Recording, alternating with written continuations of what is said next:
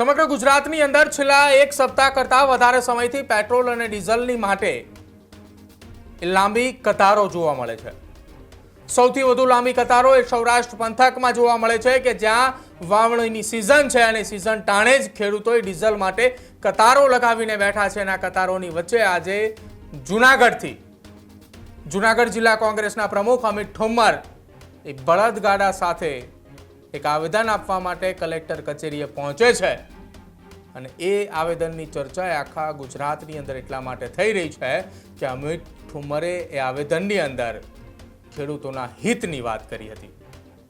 શું છે આખો મામલો અને કેમ અમિત ઠુમ્મર સહિતના નેતાઓ કલેક્ટર કચેરી ખાતે એ ખેડૂતોના મુદ્દે આવેદન લઈને પહોંચ્યા, ચર્ચા કરીએ આ અહેવાલમાં।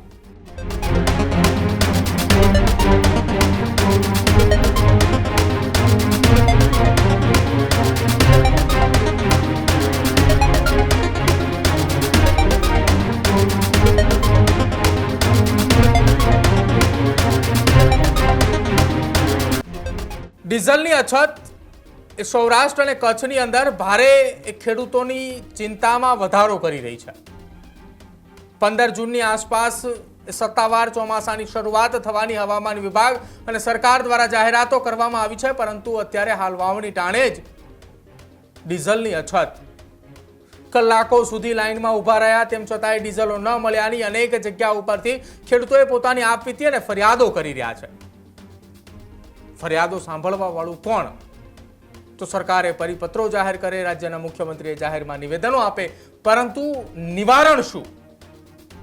અને આ તમામની વચ્ચે જૂનાગઢ જિલ્લા કોંગ્રેસના પ્રમુખ અમિત ઠુમ્મર કોંગ્રેસના નેતાઓને સાથે લઈ કલેક્ટર કચેરી ખાતે એક આવેદનપત્ર આપવા માટે જાય છે।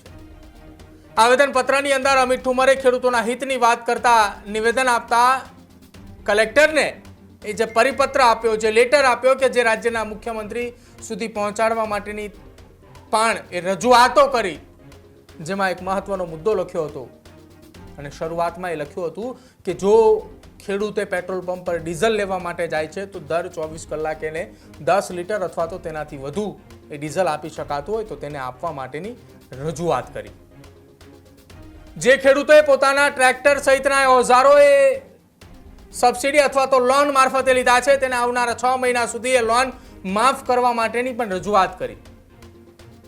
જગતના તાતની વહારે આવેલા અમિત ઠુમ્મર અને સાથે જ કોંગ્રેસના એ નેતાઓ એ જ્યારે કલેક્ટર કચેરી ખાતે રજૂઆત કરવા માટે પહોંચ્યા એ દરમિયાન ખેડૂતની વાત જણાવતા અમિત ઠુમ્મરે શું એ કલેક્ટરને રજૂઆત કરી, સાંભળો એ પહેલા।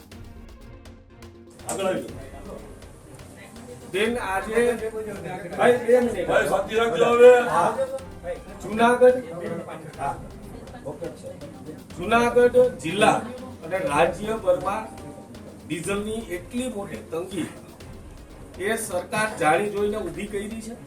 મારી વિનંતી છે નાના વેપારીઓ, ખેડૂતો, ટ્રાન્સપોર્ટરો અને જે રિક્ષા ચાલકો છે અને જે રોજિંદુ પોતાનો વ્યવહાર ડીઝલને હિસાબે ચલાવે છે એમને પૂરતા પ્રમાણમાં ડીઝલ ન આપવામાં આવે આ સરકાર દ્વારા અને તંત્ર દ્વારા, તો મારી આપને વિનંતી છે આજે ખેડૂતોને 1 વીઘે 10 લીટર ડીઝલ જોઈએ, એમાં રાપ આપે, ફાતી આપે, ત્યારબાદ વાવેતર કરે અને ઈ છતાંય તંત્ર આંખ બંધ કરીને આ સરકાર કે ખેડૂતની વિરોધની નીતિ અપનાવે છે।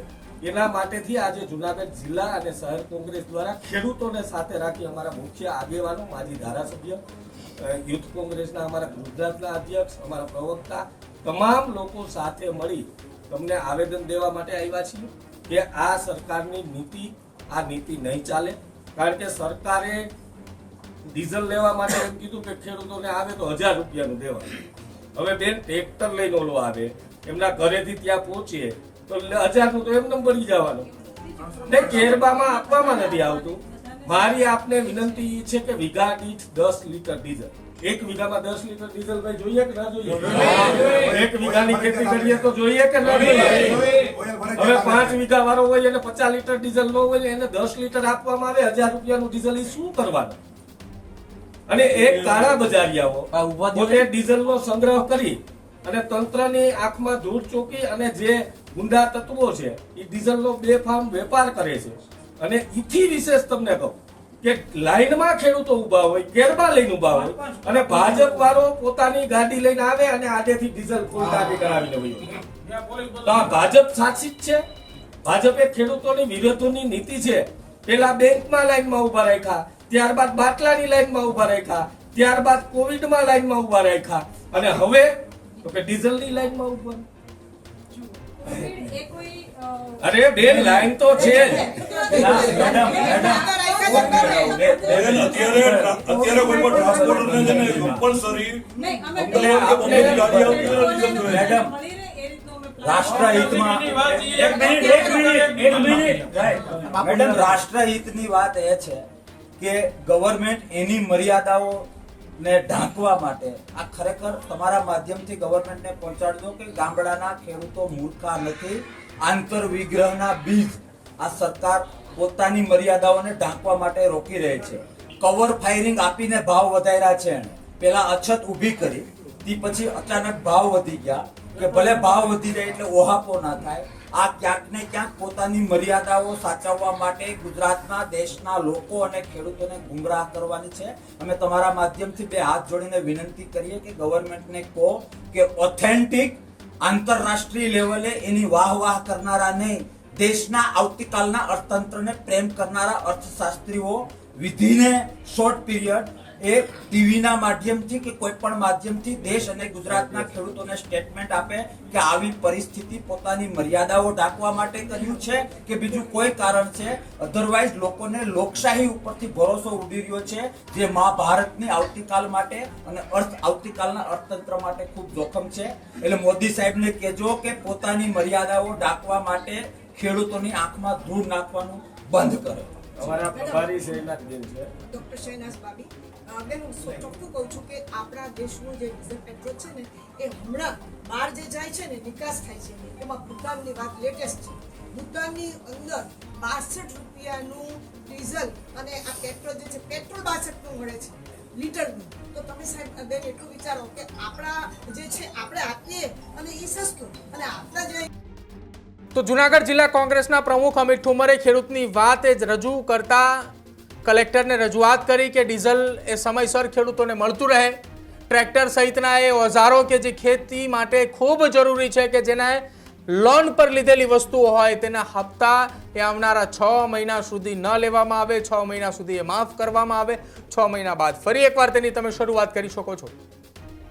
ખેડૂતે પોતાના 7/12ના ઉતારા અથવા તો પોતાનું ટ્રેક્ટર લઈને પેટ્રોલ પંપ પર જાય છે તો તેને લાંબી કતારની જગ્યાએ તત્કાલ ધોરણે તેને સમયસર 10 લીટર કરતાં વધારે અથવા તો 10 લીટર જેટલું ડીઝલ એ તેને આપવું જોઈએ.